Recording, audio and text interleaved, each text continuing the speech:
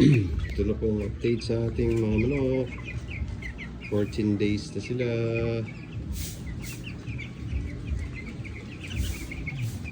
Ayan.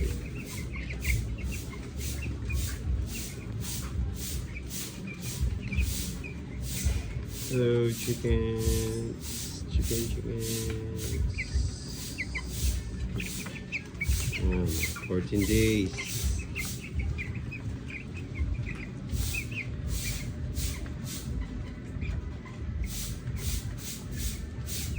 Medyo mabagal lang yung progress gawa ng sobrang init ngayon, kaya ayan, kailangan natin ng dalawang clip fan sa loob para mapreskohan ang ating mga alaga.